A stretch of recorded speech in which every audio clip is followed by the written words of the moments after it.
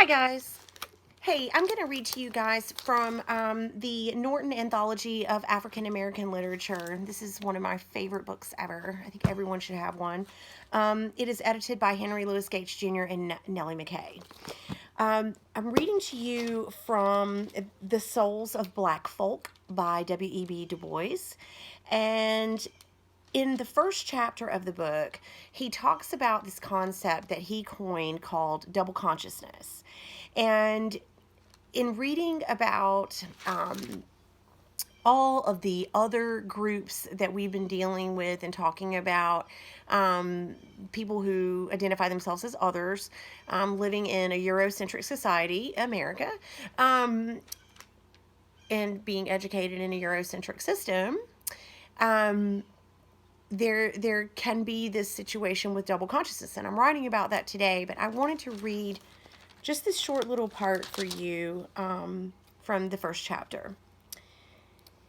After the Egyptian and Indian, oh, and sorry, the language is not my favorite. It's 1903, so starter. After the Egyptian and Indian, the Greek and Roman, the Teuton and Mongolian, the Negro is a sort of seventh son, born with a veil and gifted with second sight in this American world.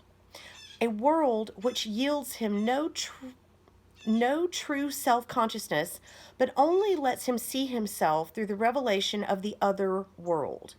It is a peculiar sensation, this double consciousness, this sense of always looking at oneself through the eyes of others, of measuring one's soul by the tape of a world that looks on in amused contempt and pity.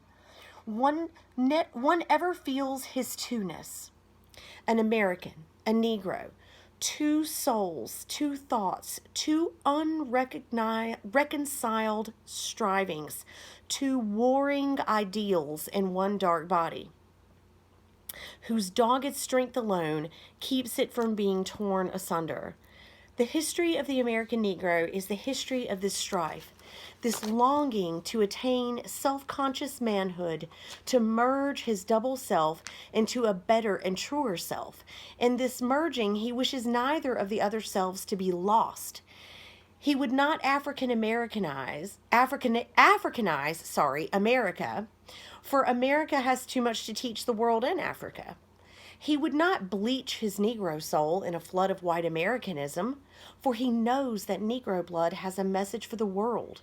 He simply wishes to make it possible for a man to be both a Negro and an American, without being cursed and spit upon by his fellows, without having the doors of opportunity closed roughly in his face.